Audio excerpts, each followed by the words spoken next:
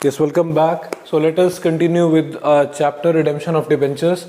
In this video, we are going to discuss the first method, which is lump sum method, right? So write down the heading.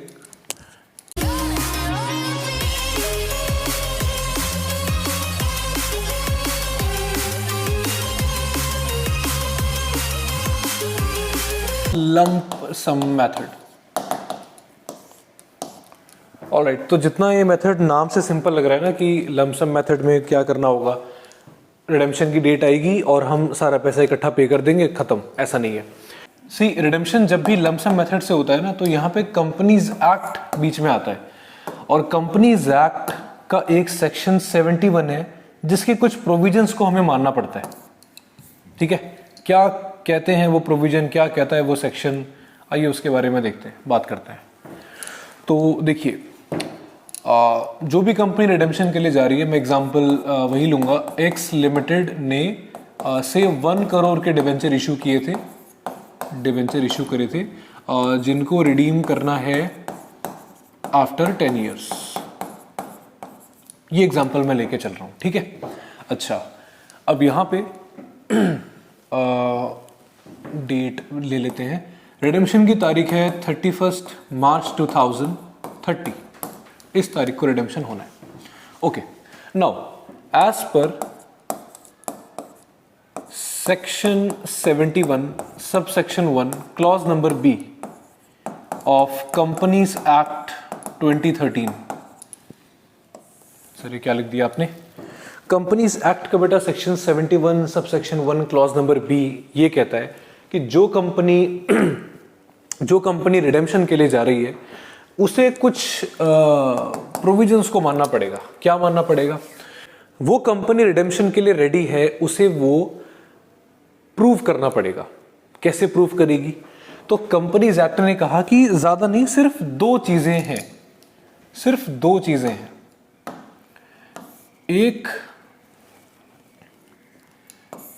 एक तो आप एक reserve बना के दिखाओगे जिसका नाम होगा डिबेंचर रिडेम्पशन रिजर्व, इसको मैं आगे DRR बोलूंगा। और दूसरा, कंपनीज को एक इन्वेस्टमेंट करनी होगी कॉल्ड डिबेंचर रिडेम्पशन इन्वेस्टमेंट, जिसको मैं आगे DRI बोलूंगा।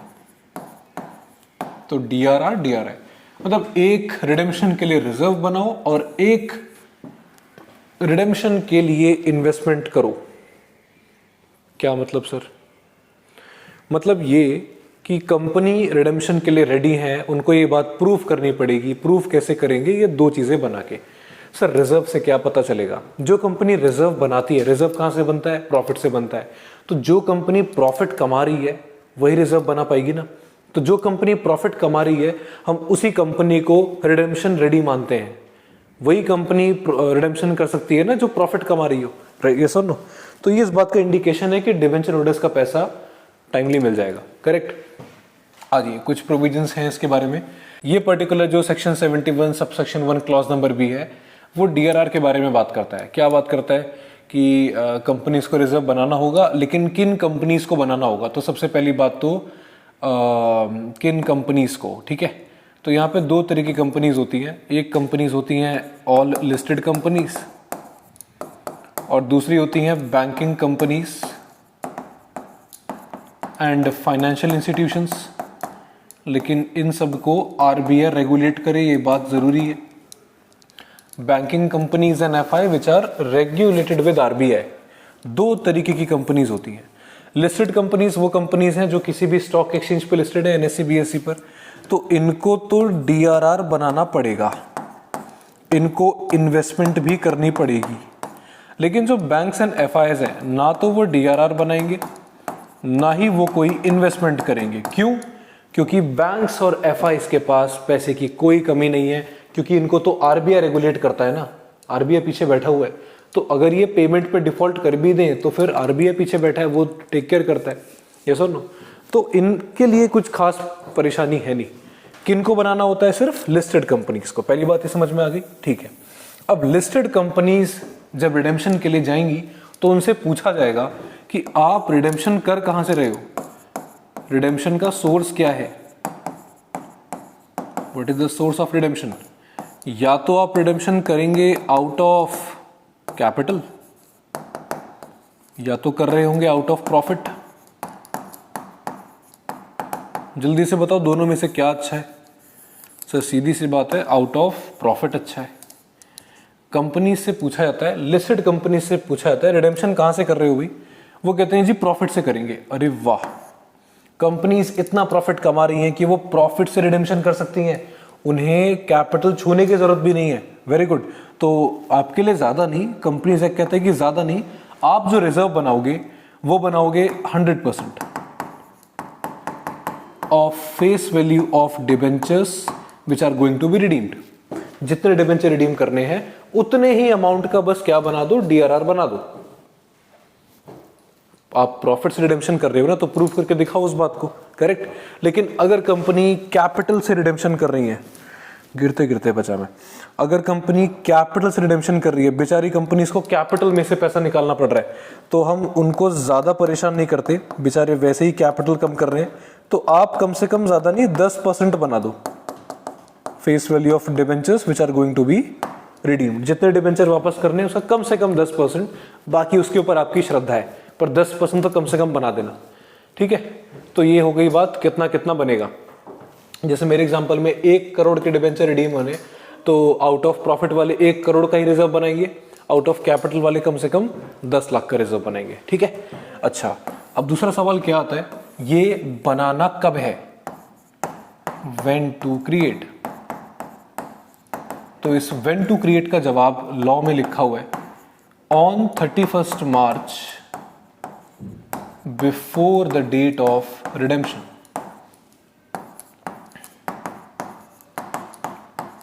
On 31st March before the date of redemption. मेरे एग्जांपल में रिडेम्पशन कब हो रहा है? 31st मार्च 2030। तो इस दिन से पहले की 31 मार्च कब आएगी? 2029 में, तब रिजर्व बनेगा।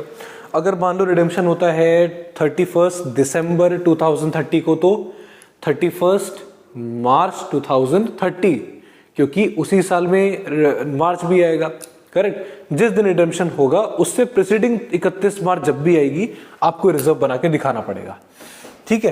तो कितना बनाना है समझ में आ गया, कब बनाना है समझ में आ गया। उसके बाद बनाने की एंट्री क्या होती है भाई? रिजर्व कहां से बनाओगे? प्रॉफिट से बनाओगे, तो प्रॉफिट कम करना पड़ेगा ना। क्या लिखोगे? Statement of P&L debit to debenture redemption reserve. आगे बात समझ में? तो ये सारी बातें थी आपकी डीआरआर के बारे में, नोट कर लिया, हटाऊं इसको। चलो जी,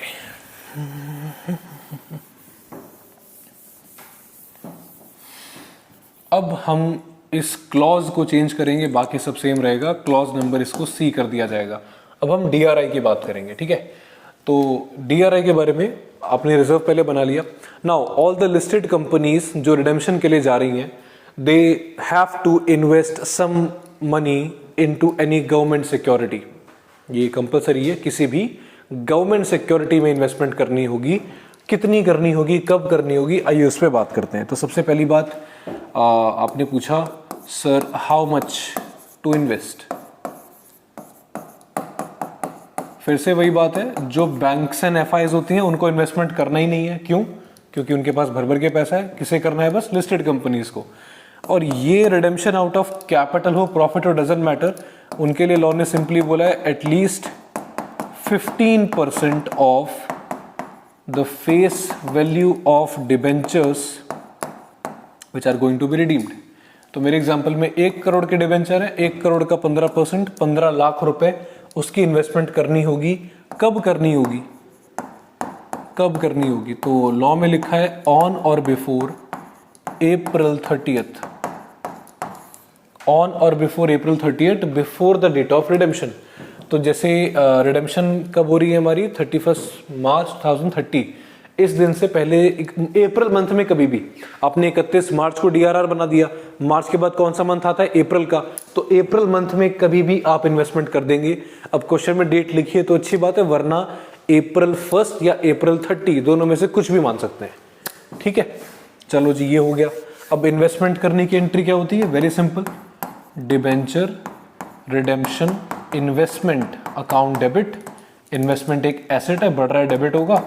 और इन्वेस्टमेंट करने से बैंक बैलेंस कम होता है तो बैंक क्या कर देंगे, तो बैंक को हम क्या कर देंगे, क्रेडिट। सिंपल। चलिए, तो काफ़ी लोगों के एग्जाम्स में स्पेशली जो ग्रेजुएशन लेवल पर है उसमें लंप सम मेथड में बस ये डीआरआर डीआरआई के प्रोविजंस और इनके बारे में जो बातें वही पूछी जाती हैं, तो आपने बस इतना ही करना है।